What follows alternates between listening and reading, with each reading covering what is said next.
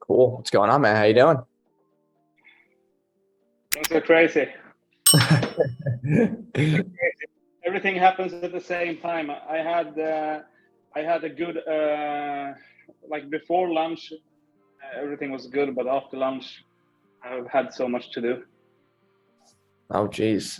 Just got this. We got those watch boxes like 15 minutes ago, and the trucker just called a minute before she came with the boxes. All right. Well, I wanted to go over some things at the site, and kind of like, obviously get some feedback from you, things that we can implement, not implement.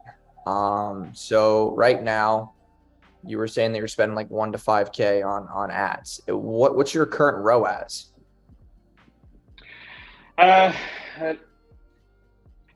We usually try to aim at like 4, 5.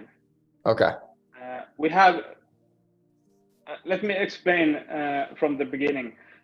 So we have had like 2 focuses. We have had retail and e-commerce, with retail being the number 1 focus point for us. But with COVID, retail is really struggling. So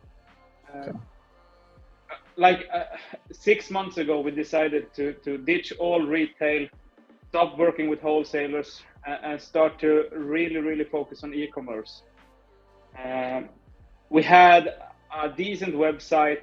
We were built on WooCommerce. Okay. And in all honesty, we have never gotten the e-commerce going. I mean, this is Shopify. That good.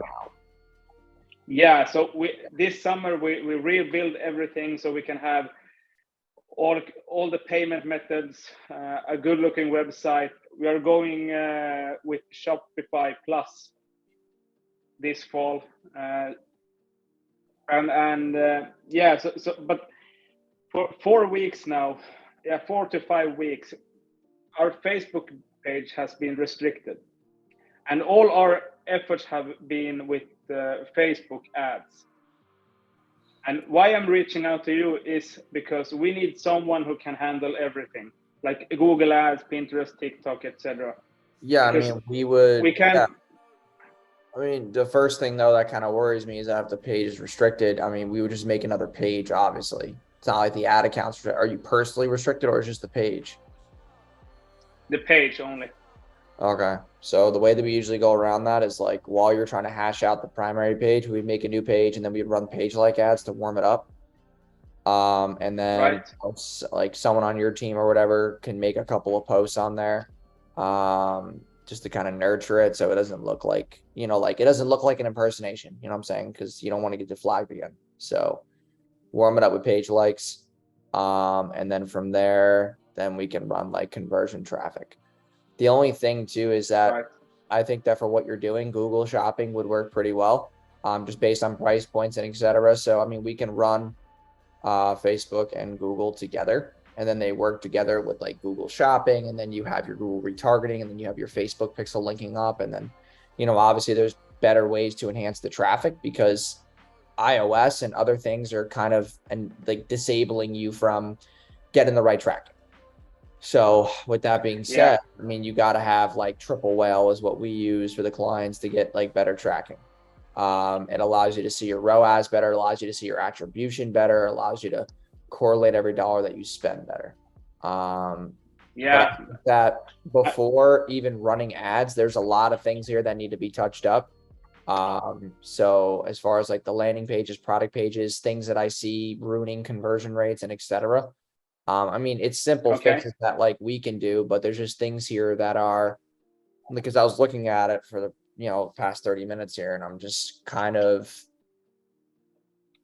I mean, I know I can bring massive value to this, but you got to be willing to make these changes because there's a lot of things here that are just not like correlated to having a higher conversion rate. You can talk about ads all day. I don't even focus on ads. And you might say, why is that? It's because if the 2 things I'm going to go over are not in check, then you should not be running ads. Because a lot of ad agencies will say, hey, makes sense. They'll say, hey, let me take over your ads. I'm like, okay. They go inside Ads Manager and they have nothing. They go in there and they just hit the gray button. They make some bullshit campaigns. They use what you already have, and you're going to get the same results. If you use what you already have, you're going to get the same results. That's the definition of insanity. It's not going to get you any further. So the two things that I focus on before even running ads is number one is your offer. And number two are your product pages and landing pages. Because if I'm sending a bunch of traffic to something and it's not working, odds are it's not the ads. It's your primary offer. So, the first thing that I see here is like, obviously I know not all of this is in English, like these two pieces here.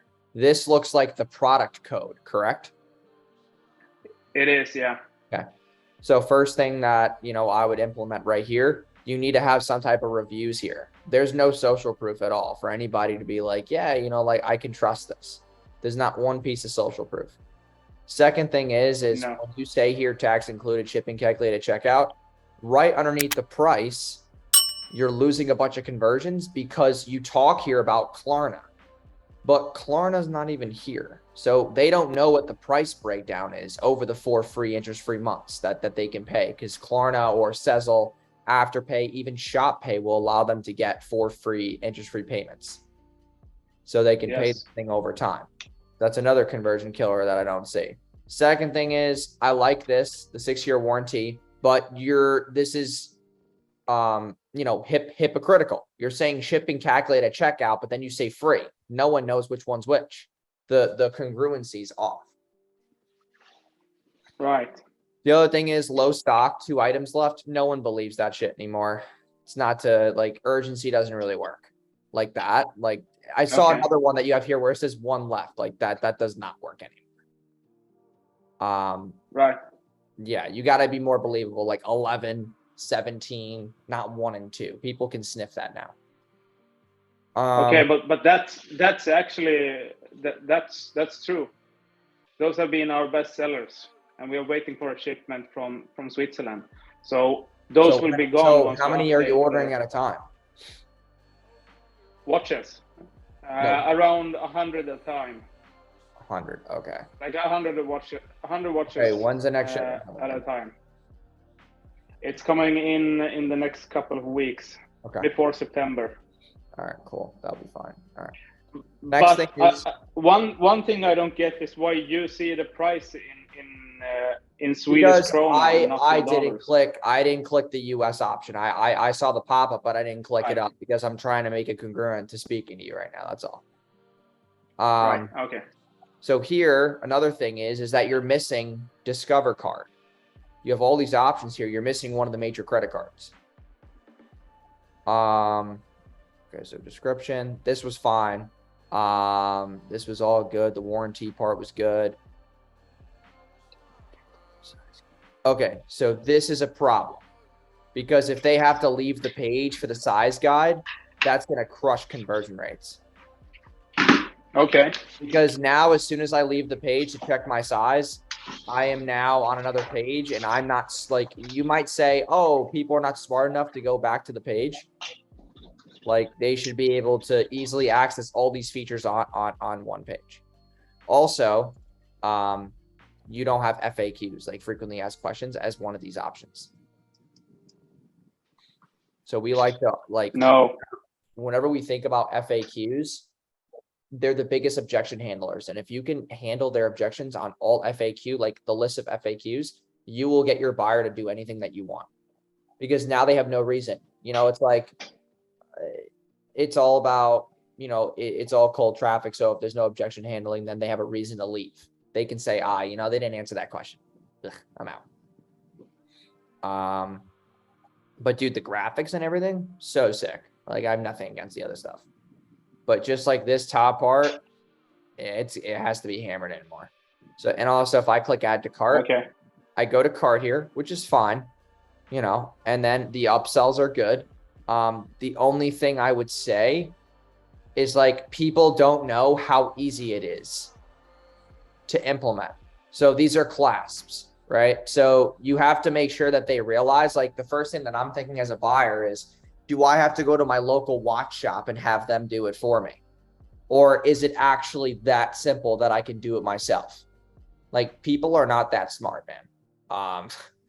Right. But You actually have to go to your watch shop to have Okay, it so replaced. then that would not be a good upsell. That requires people to implement work. Like the best upsells are this. Number one is more of the same. You upsell them another watch. There should be another watch here for them to pick. And then the second best upsell is faster or better results. So what would that be, right? On watches, it would be, let me think, like cleaning, whatever you call that, like cleaning fluid or a washcloth, Right. or, you know, something to keep the watch clean because they want to sustain it. Yes, there's a 6-year warranty, but you get what I'm saying. All right, so if I hit no thanks, I go to checkout.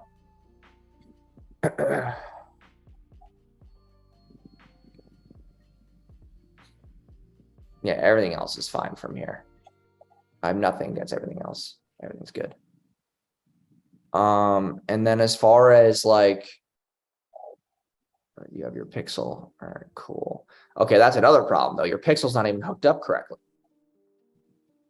Because if I click here, you're not even tracking add to cart. I'm at my cart level. Why is it still page view? Should be add to cart. If I go to checkout, I mean, this is not hard to fix, by the way. Still nothing here, not even initiate checkout. That's super odd because we installed the Facebook app on Shopify.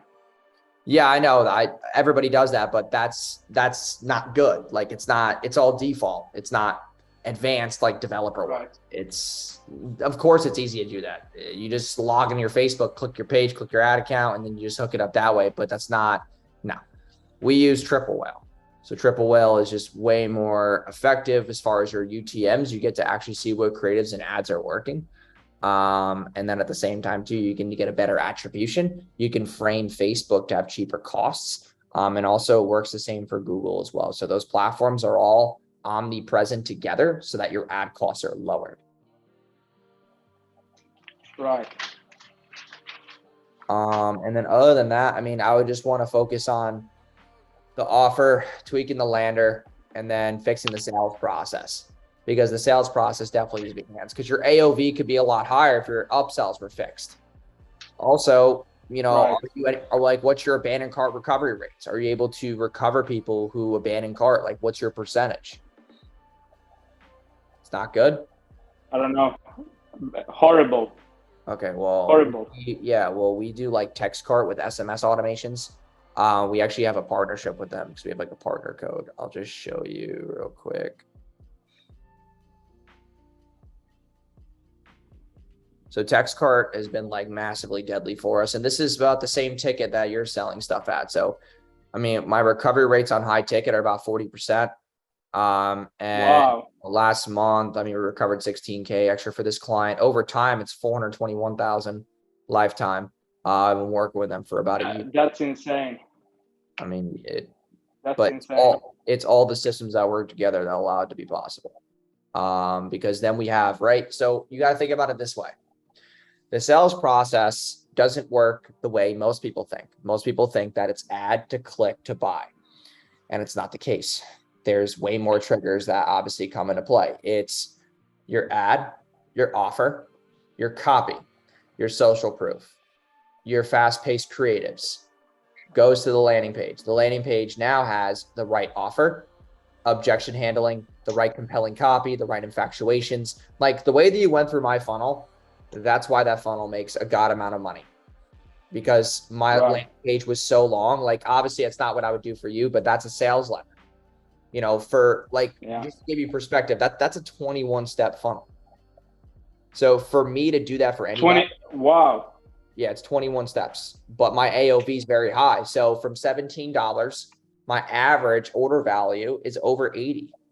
I'm able to take people from $17 to 80, and I'm spending about 40 bucks a customer, and I'm able to book calls on the back end.